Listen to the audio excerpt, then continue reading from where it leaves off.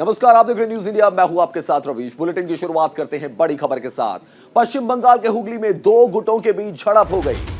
बड़ी खबर आपको बता रहे, रामनवमी की शोभा यात्रा के दौरान ये हिंसा भड़की थी। बीजेपी नेता दिलीप घोष के काफिले पर पत्थरबाजी हुई।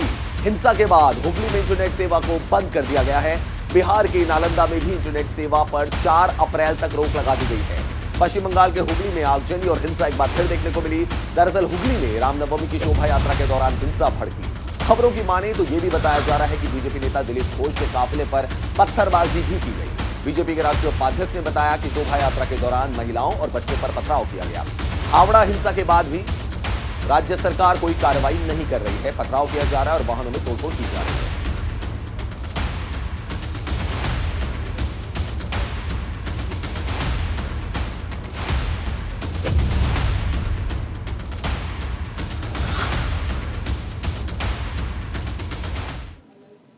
तो हिंसा की ये घटनाएं वहां पे अंजाम दी गई। जैसा कि आप जानते हैं कि रामनवमी के मौके पर जब शोभा यात्रा निकल रही थी, उस दौरान ये हिंसक झड़प हुई, जिसके बाद आगजनी भी देखने को मिली। दो समुदाय के लोग आपस में भिड़ गए थे। बीजेपी लगातार सवाल उठा रही है सरकार के ऊपर, ममता बनर्जी की सरकार के ऊपर, साथ ही साथ सवाल उठा रही है बिहार में भी कि आखिर कानून व्यवस्था को चुस्त दुरुस्त क्यों नहीं किया गया। पश्चिम बंगाल में फिर से जो हिंसा भड़की है, पश्चिम बंगाल में हुगली में रविवार को दो गुटों के बीच हिंसक झड़प हो गई। रिश्रा इलाके में शोभा यात्रा के दौरान जमकर पत्थरबाजी हुई। पुलिस ने हिंसक भीड़ को काबू में करने के लिए आंसू गैस के गोले भी छोड़े। पथराव के दौरान बीजेपी के विधायक बिमन घोष घायल हो गए। जी हां, बीजेपी के विधायक घायल हो गए। इलाके में धारा 144 लगा दी गई है। अगले 24 घंटे के लिए इंटरनेट सेवा भी बंद कर दी गई है। हिंसा के बाद बीजेपी तृणमूल के बीच जमकर आरोप प्रत्यारोप का दौर शुरू हो गया है। शोभा यात्रा में शामिल लोगों ने पुलिस पर पत्थरों से हमला कर दिया। झड़प में वहां ड्यूटी कर रहे 3 पुलिसकर्मी भी गंभीर रूप से घायल हो गए हैं। जी हां, शोभा यात्रा में शामिल लोगों ने पुलिस पर भी पत्थरों से हमला कर दिया। ड्यूटी कर रहे 3 पुलिसकर्मी गंभीर रूप से घायल हो गए। तो चलिए तस्वीरें भी हम आपको दिखाते हैं। ये तस्वीरें आप देख सकते हैं, यहाँ पे आगजनी और पत्थरबाजी की ये तस्वीरें हैं। रविवार की ये तस्वीरें हम आपको बता रहे हैं। पश्चिम बंगाल की ये तस्वीरें जहां आप देख सकते हैं पत्थरबाजी भी कुछ कर रहे हैं उपद्रवी, और ये स्थिति जो है वो बेकाबू होती हुई यहां पर नजर आई। हालात ऐसे हो गए कि लोगों ने पुलिस पर भी पत्थरबाजी कर दी और इसके साथ ही साथ सियासत भी गर्मा गई है। आरोप प्रत्यारोप का दौर यहां पर चल रहा है। शोभा यात्रा के दौरान पहले भी हिंसक झड़प देखने को मिली थी और बाद में भी हिंसक झड़प की ये तस्वीरें जो हैं ये आप देख रहे हैं। तो चलिए इस बीच एक बड़ी खबर आपको बता दें। बिहार के सासाराम में एक और धमाके की खबर आ रही है। बड़ी खबर आपको बता रहे हैं, आज सुबह सासाराम में हुआ एक और धमाका। तो सासाराम, बिहार से बड़ी खबर आपको बता रहे हैं, जहां से धमाके की खबर आई है। आज सुबह सासाराम में एक और धमाका हो गया। लगातार स्थितियां खराब होती जा रही है सासाराम में। सासाराम के मोचीटोला इलाके में धमाके की खबर है। तो बड़ी खबर आपको बता रहे हैं बिहार से। बिहार के सासाराम में एक और धमाके की खबर आई है। आज सुबह सासाराम में एक और धमाका हुआ। तो सासाराम के मोचीटोला इलाके में धमाके की खबर आई है। बिहार में भी जैसा कि आप जानते हैं कि रामनवमी के अवसर पर जब शोभा यात्रा निकाली जा रही थी, कई ऐसी जगह थी जहां पर की पत्थरबाजी हुई, हिंसक झड़प हो गई। ये तस्वीरें हम आपको दिखा रहे हैं, सीधी तस्वीरें आप देख सकते हैं। बिहार के सासाराम की ये तस्वीरें हैं, जहां पर की पुलिस ने गश्त अपनी बढ़ा दी है। अतिरिक्त पुलिस फोर्सेस को यहां पे तैनात किया गया है। रैपिड एक्शन फोर्स भी यहां पर तैनात है। एक्सक्लूसिव तस्वीरें आप देख सकते हैं न्यूज इंडिया पर। सासाराम की ये तस्वीरें हैं, सुबह की तस्वीरें हैं, जहां से खबर ये आ रही है कि एक धमाका यहां पर हुआ।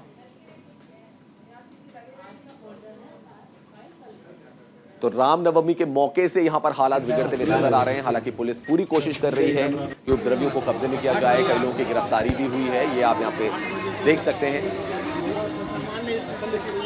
पुलिस का जो दल है, रैपिड एक्शन फोर्स जो है, लगातार कोशिशों की है। सीआरपीएफ भी यहां पे नजर आ रही है। लगातार स्थिति को काबू में करने की कोशिश है। कई एरियाज हैं जिसमें धारा 144 लागू है। ये तस्वीरें हम आपको दिखा रहे हैं, एक्सक्लूसिव तस्वीरें आप देख सकते हैं। पुलिस ने जो अपना गश्ती दल है वो बढ़ा दिया है। लगातार यहां पर नजर रखी जा रही है। तो एक और बम की खबर यहां पर आई है, धमाके की खबर यहां पर आई है। सासाराम बिहार की ये तस्वीरें हैं, एक्सक्लूसिव तस्वीरें न्यूज इंडिया आपको दिखा रहा है। शोभा यात्रा के दौरान रामनवमी के उस दिन हिंसा हो गई, तो हिंसा लगातार बढ़ती रही। पुलिस ने पूरी कोशिश की काबू में करने, स्थिति को काबू में करने की, और साथ ही साथ कई लोगों को गिरफ्तार भी किया गया है। कई लोगों को हिरासत में भी लिया है। और देख सकते हैं आप, अधिकारी भी यहां पर धीरे धीरे पहुंच रहे हैं, स्थिति का जायजा ले रहे हैं। फिलहाल आप देख सकते हैं यहाँ पे डिप्लॉयमेंट किया गया अतिरिक्त फोर्सेस का, ताकि स्थिति जो है वो काबू से बाहर ना हो। तो जगह जगह पर सुरक्षा कर्मियों की तैनाती है, जगह जगह पर पुलिस की तैनाती है, चप्पे चप्पे पर पुलिस को तैनात कर दिया गया है। बिहार के सीएम नीतीश कुमार पहले ही कह रहे हैं कि ये कुछ शरारती तत्व हैं जिनकी वजह से ये सारी हरकतें हो रही हैं। नीतीश कुमार का कहना था कि पहले भी शोभा यात्रा निकलती, कभी ऐसा नहीं हुआ। साथ ही साथ बीजेपी का जहां तक बात है, गिरिराज सिंह कह रहे हैं कि अमित शाह को प्रोटेक्शन नहीं दी गई, सरकार नाकाम हो रही है, लॉ एंड ऑर्डर की सिचुएशन बिहार में बहुत ज्यादा खराब होती जा रही है। और बीजेपी की तरफ से लगातार कहा जा रहा है कि हालात जो है वो बेकार। आदमी के द्वारा पता चला कि कुछ आवाज सुना है, तो वहाँ पर गए स्थल पर देखने, तो पता चला कि वहाँ पर पटाखा आवाज है और कोई विशेष बात नहीं।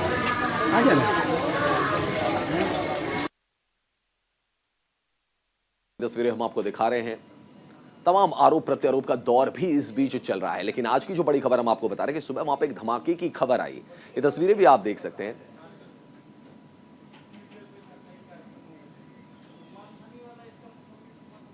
अगली बड़ी खबर राहुल गांधी से जुड़ी हुई है। राहुल गांधी सूरत कोर्ट में आज याचिका दाखिल करेंगे। बड़ी खबर हम आपको बता रहे हैं। न्यूज इंडिया ने आपको कल भी बताया था, एक्सक्लूसिव जानकारी दी थी सबसे पहले कि राहुल गांधी सूरत कोर्ट में जाएंगे। तो आज राहुल गांधी सूरत कोर्ट में अपनी याचिका दाखिल करेंगे।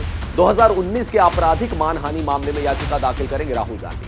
मानहानि मामले में सजा पर रोक की मांग करेंगे राहुल गांधी। जैसा कि आप जानते हैं कि 2 साल की सजा कोर्ट ने राहुल गांधी को सुनाई थी, जिसके बाद उनकी लोकसभा की सदस्यता चली गई थी। घर खाली करने का नोटिस राहुल गांधी को थमा दिया गया है।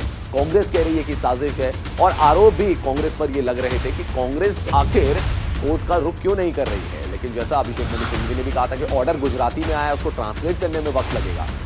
कई दिनों का वक्त हो गया था, लेकिन फाइनली राहुल गांधी जा रहे हैं, सूरत कोर्ट में याचिका दाखिल करेंगे। कांग्रेस नेता राहुल गांधी मोदी सरनेम मानहानि मामले में 2 साल की सजा के खिलाफ आज सूरत कोर्ट में याचिका दाखिल करेंगे। राहुल को सीजेएम कोर्ट ने हाल ही में मोदी सरनेम के मानहानि केस में सजा सुनाई थी।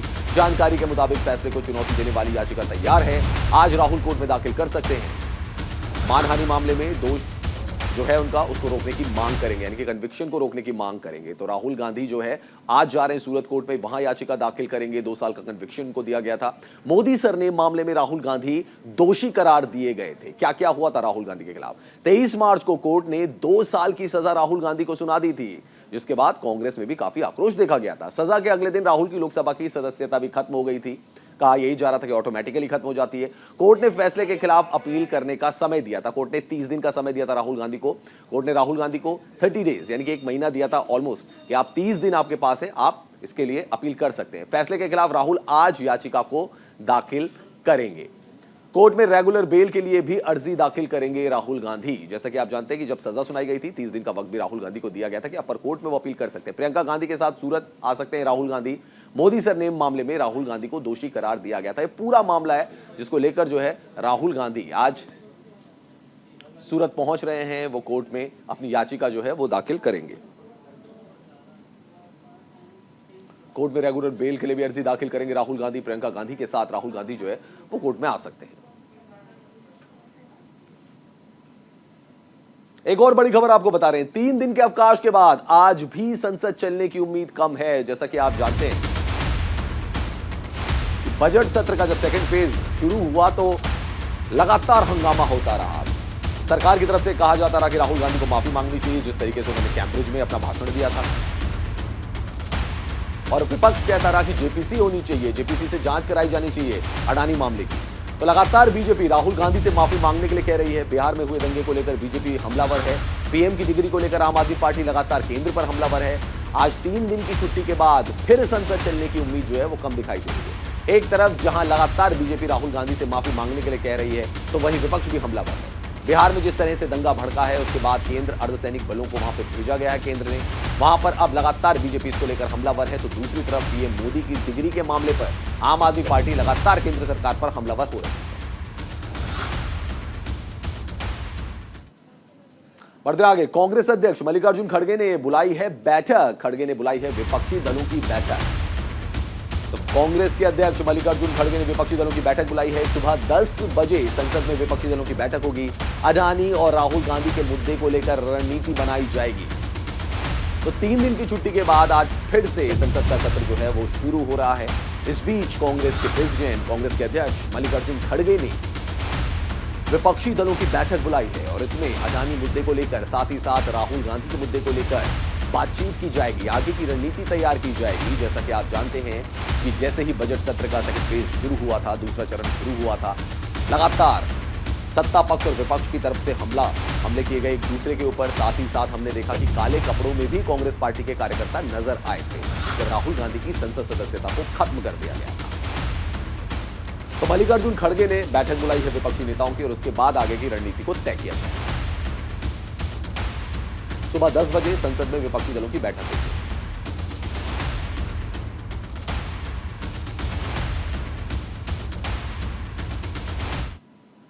बात अब G20 की करते हैं। आज से त्रिपुरा में G20 की बैठक है। अगरतला में आज से शुरू होगी G20 की बैठक में हरित भविष्य के लिए स्वच्छ ऊर्जा पर विचार किया जाएगा। त्रिपुरा की राजधानी अगरतला में शुरू होने वाली 2 दिवसीय G20 बैठक की मेजबानी करने के लिए भारत तैयार है। बैठक हरित भविष्य के लिए स्वच्छ ऊर्जा पर विचार करेगी। राज्य इस आयोजन के लिए बड़े पैमाने पर तैयारी कर रहा है और हपनिया इंडोर प्रदर्शनी हॉल में दर्जनों सजे हुए स्टॉल लगाए गए। स्टॉल राज्य के कई जिलों में हैं जो अपने उत्पादों का प्रदर्शन करते हैं। राज्य ने पेंट और सजावट के साथ एक प्रबुद्ध पोशाक भी पहनी है। उद्योग और वाणिज्य मंत्री सनातन चकमा ने चल रही तैयारियों का निरीक्षण करने के लिए प्रदर्शनी हॉल का दौरा किया और कहा कि त्रिपुरा अंतर्राष्ट्रीय और राष्ट्रीय प्रतिनिधियों का स्वागत करने के लिए अच्छी तरह से तैयार है। विशेष रूप से पहली बार है जब त्रिपुरा में इस तरह के कद की अंतर्राष्ट्रीय बैठक होने जा रही है। त्रिपुरा के मुख्यमंत्री माणिक साहा ने भी प्रतिष्ठित G20 बैठक की मेजबानी की तैयारियां और गौरव के बारे में बात की।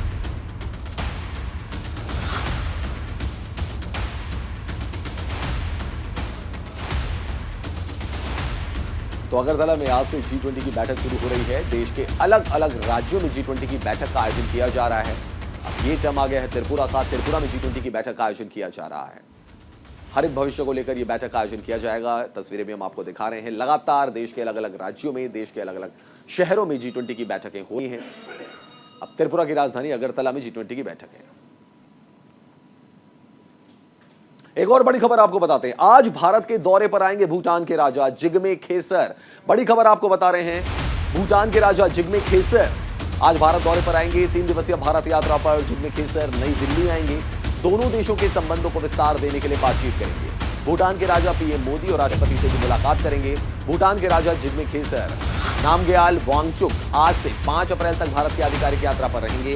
वो यहां पहले से ही घनिष्ठ द्विपक्षीय रिश्तों को खासतौर पर आर्थिक और विकास सहयोग के क्षेत्र में विस्तारित करने के लिए 3 दिनी दौरा करेंगे। उनके साथ विदेश व्यापार मंत्री डॉक्टर टांडी दोरजी और सरकार के अधिकारी आएंगे।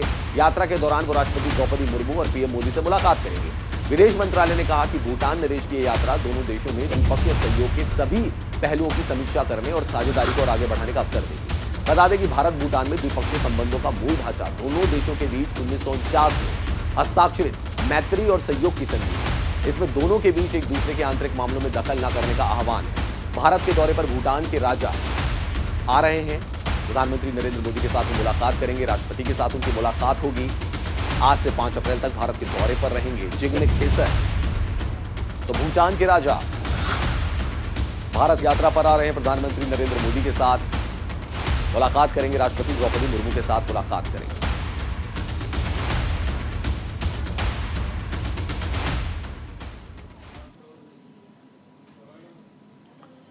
चलिए बढ़ते आगे। पीएम मोदी सीबीआई की हीरक जयंती समारोह का उद्घाटन करेंगे। तो बड़ी खबर आपको बता रहे हैं, हीरक जयंती समारोह का उद्घाटन करेंगे पीएम मोदी। आज सीबीआई की जो डायमंड जुबली है उस समारोह का उद्घाटन करेंगे। सीबीआई स्वर्ण पदक पाने वालों के लिए समारोह का आयोजन किया जा रहा है। पीएम मोदी अधिकारियों को पदक प्रदान करेंगे। 6 अप्रैल को पीएम मोदी सांसदों को वर्चुअली संबोधित भी करेंगे। प्रधानमंत्री नरेंद्र मोदी आज नई दिल्ली में सीबीआई के हीरक जयंती समारोह का उद्घाटन करेंगे। प्रधानमंत्री कार्यालय ने रविवार को एक बयान जारी कर यह जानकारी दी है। कार्यक्रम के दौरान विशिष्ट सेवा के लिए राष्ट्रपति पुलिस पदक और सीबीआई के सर्वश्रेष्ठ जांच अधिकारियों को स्वर्ण पदक पाने वालों के लिए समारोह का आयोजन किया जाएगा। इस मौके पर प्रधानमंत्री नरेंद्र मोदी अधिकारियों को पदक प्रदान करेंगे। प्रधानमंत्री शिलांग, पुणे और नागपुर में सीबीआई के नवनिर्मित कार्यालय परिसरों का भी उद्घाटन करेंगे। वो सीबीआई के हीरक जयंती समारोह वर्ष को चिन्हित करते हुए एक डाक टिकट और स्मारक सिक्का भी जारी करेंगे। भारतीय जनता पार्टी के स्थापना दिवस के मौके पर पीएम नरेंद्र मोदी 6 अप्रैल को संसद में पार्टी सांसदों को वर्चुअली संबोधित करेंगे। पार्टी ने अपने सभी सांसदों को 6 अप्रैल को संसद में मौजूद रहने को कहा है। पिछले साल भी बीजेपी ने संसद में अपने सांसदों के लिए इस तरह के कार्यक्रम आयोजित किए थे। ये दिन बीजेपी के 43वें स्थापना दिवस का प्रतीक है और पार्टी ने बूथ स्तर से ही विभिन्न कार्यक्रमों का आयोजन किया है। बीजेपी के एक नेता ने कहा कि अगले आम चुनाव से पहले हमारे पास 1 साल के करीब है और बीजेपी लगातार तीसरी बार सरकार बनाकर इतिहास रचने की दहलीज पर है।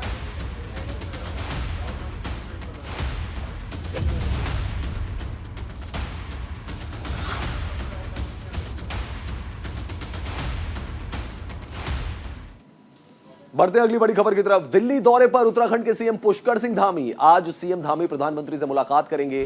पीएम मोदी के साथ कई मुद्दों पर बातचीत होगी। प्रदेश बीजेपी के कार्यक्रमों को लेकर चर्चा होगी। कार्यक्रम में जेपी नड्डा भी हिस्सा लेंगे। तो उत्तराखंड के सीएम पुष्कर सिंह धामी आज दिल्ली में प्रधानमंत्री नरेंद्र मोदी से मुलाकात करेंगे। इस दौरान सीएम धामी और पीएम मोदी के बीच कई मुद्दों को लेकर बातचीत होगी।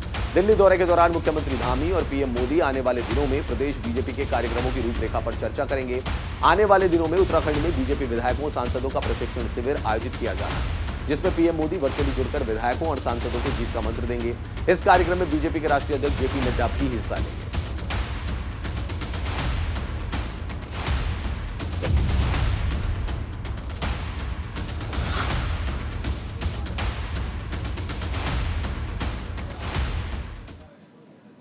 बढ़ते आगे। अपने बयानों के कारण अक्सर विवादों में रहने वाले जेडीयू के विधायक गोपाल मंडल एक बार फिर चर्चा में आ गए हैं। दरअसल भीम संवाद कार्यक्रम में जेडीयू विधायक ने एक बार फिर से विवादित बयान दिया है। गोपाल मंडल ने खुले मन से कह दिया कि सीएम नीतीश कुमार का विरोध करने वालों का गला काट लेंगे। साथ ही उन्होंने कहा कि नीतीश कुमार का विरोध हमारे सामने कोई करता ही नहीं है, विरोध करेगा तो गर्दन उतार लिया जाएगा।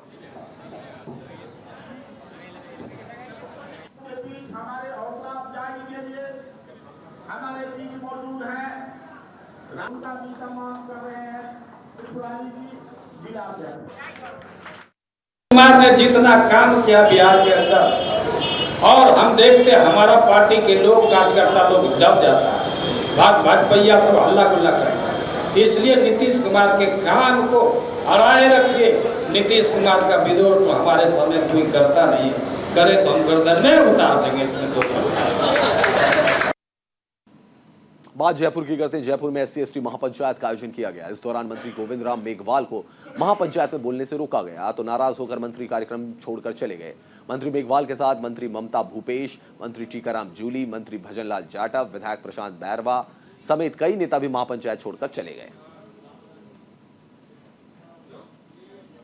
तो मंत्री गोविंद राम मेघवाल को बोलने से रोका गया तो मंत्री कार्यक्रम को बीच में छोड़कर चले गए। उनके साथ तमाम जो नेतागण थे वो भी वहां से चले गए।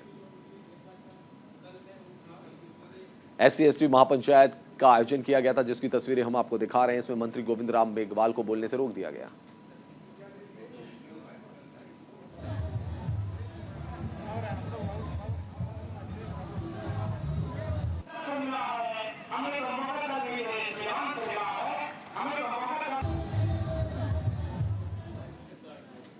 योगीराज में माफियाओं और तस्करों पर सख्ती लगातार जारी है। यूपी के गाजीपुर में पुलिस प्रशासन ने हेरोइन तस्कर सरफराज अंसारी पर कार्रवाई की है। सरफराज की 2 करोड़ 50 लाख रुपए की अचल संपत्ति को कुर्क कर लिया गया है। इस दौरान भारी पुलिस बल तैनात रहा। गैंगस्टर एक्ट के तहत हुई इस कार्रवाई से जिले भर में नशे के सौदागरों में खलबली मची हुई है।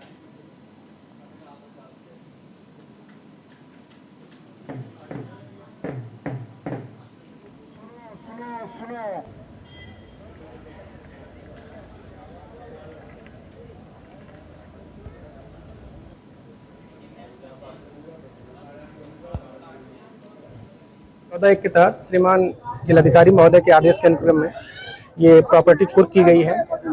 इसमें NDPS एक्ट के तहत मुकदमा कायम था। अभियुक्त सरफराज पुत्र समीम ये नूरुद्दीनपुरा का रहने वाला है, जो हेरोइन तस्करी का कार्य करता है और अपने अवैध धनों से इसको अर्जित किया था इसने। इसी के क्रम में इसको कुर्क किया गया है।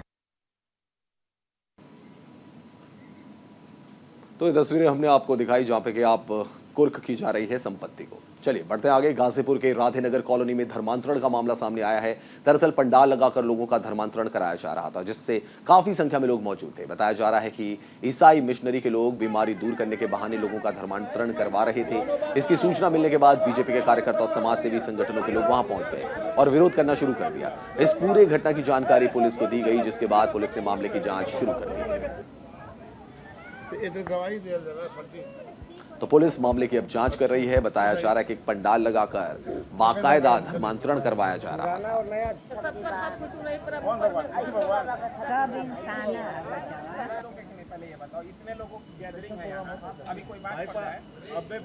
समाज सेवी संगठनों ने इसका विरोध किया है। तस्वीरें हम आपको दिखा रहे हैं। धर्मांतरण करवाने वालों के खिलाफ सख्त कार्रवाई की मांग की गई है।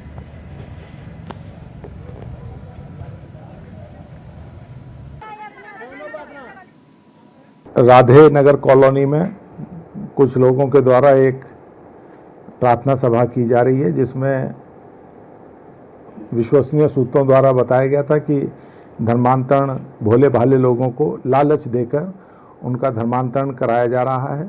इस सूचना पर तत्काल हमारे शहर कोतवाली की पुलिस मौके पर गई, वरिष्ठ अधिकारी भी गए। इस मामले में कुछ व्यक्ति जो बाहर से आए हुए थे और इस कार्य में संलिप्त थे, उनसे गहनता से पूछताछ चल रही है। जांच के बाद जो भी लोग दोषी पाए जाएंगे उन सब की गिरफ्तारी करते हुए और सुसंगत धाराओं में अभियोग पंजीकृत किया जाएगा। कठोरतम कार्रवाई ऐसे लोगों के विरुद्ध की। हिंदू धर्म के लोगों को इकट्ठा करके ईसाई धर्म प्रचारकों द्वारा देवी देवताओं के बारे में अभद्र भाषा का प्रयोग करते हुए हम लोगों को 11 बजे धर्मांतरण की सूचना पहुंची, जिस पर भारतीय जनता पार्टी, विश्व हिंदू महासंघ और तमाम हिंदू संगठनों के लोग मौके पर पहुँचे, जहां पर ये चंगाई सभा के नाम पर और देवी देवताओं को अभद्र भाषा का प्रयोग करके धर्मांतरण कर रहे थे। चलिए बात अब इसरो की करते हैं। इसरो, डीआरडीओ और वायुसेना ने मिलकर RLV की सफलतापूर्वक लैंडिंग कराई। इस लैंडिंग में इसरो ने चिनूक हेलीकॉप्टर का इस्तेमाल किया। इस मिशन का आयोजन ATR चित्रदुर्ग कर्नाटक में किया गया। भारत के लिए लैंडिंग मिशन क्यों है खास, देखिए रिपोर्ट।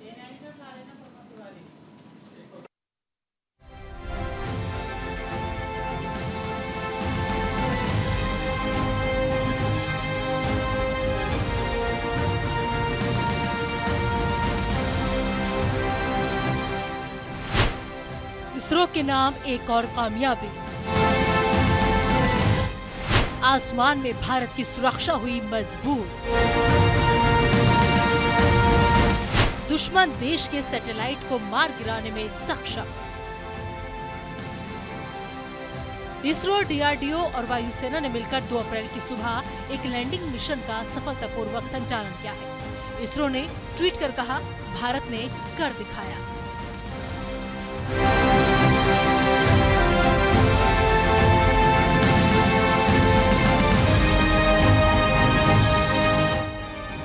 RLV ने भारतीय वायुसेना के एक चिनूक हेलीकॉप्टर से एक अंडरस्लंग लोड के रूप में सुबह 7:10 पर उड़ान भरी और 4.5 किलोमीटर की ऊंचाई तक उड़ान भरने के बाद लैंडिंग मिशन में भी सफल रही।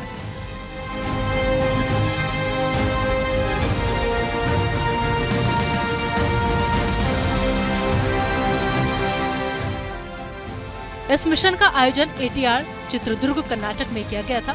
इस दौरान लैंडिंग युद्ध अभ्यास किया गया और करीब 7:40 पर ATR एयरपोर्ट पर एक बेहतरीन लैंडिंग पूरी की गई। साथ ही इसरो ने स्पेसशिप की लैंडिंग भी सफलतापूर्वक हासिल की। स्पेस री एंट्री व्हीकल की लैंडिंग ठीक उसी हाई स्पीड से की जाती है जैसे वाहन अंतरिक्ष से आता है।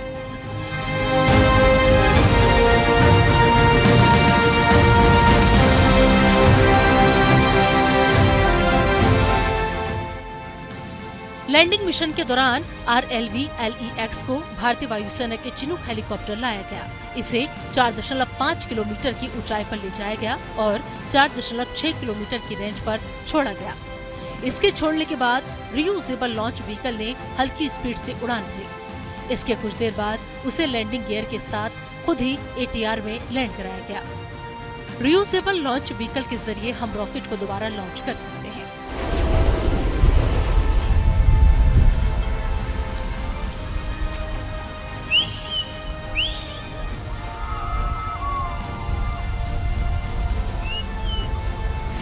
RLV एक स्वदेशी स्पेस शटल है, एक ऑटोमेटेड रियूजेबल लॉन्च व्हीकल है। डायरेक्टेड एनर्जी वेपन चला सकते हैं। दुश्मन की संचार तकनीक खत्म करने में सक्षम। अंतरिक्ष में ही दुश्मन की सैटेलाइट को मार सकते हैं। RLV के जरिए भारत अंतरिक्ष में सैटेलाइट लॉन्च कर पाएगा। आसमान की सुरक्षा में भारत की स्थिति हुई मजबूत। इसरो ने 2016 में सफलतापूर्वक RLV-RD का उड़ान परीक्षण किया था। इसका मुख्य उद्देश्य भारत को लॉन्च बाजार में मजबूती के साथ खड़ा करना है, जिस पर आज एलन मस्क के स्पेस एक्स का दबदबा है। विश्व के कई देश अपने कमर्शियल लॉन्च के लिए भारत की तरफ टकटकी लगाए देखते हैं, जिसमें खुद को सुपर पावर कहने वाला देश अमेरिका भी शामिल है। भारत अब तक 300 से ज्यादा कमर्शियल लॉन्च कर चुका है। दोबारा इस्तेमाल किए जाने वाले रियूजेबल लॉन्च व्हीकल के साथ भारत कमर्शियल लॉन्च मार्केट में एक और मुकाम हासिल करेगा। आज का टेस्ट इसी बात की गवाही देता है। इसरो भविष्य में स्पेस एक्स का प्रभुत्व खत्म कर सकता है। Bureau report, news India.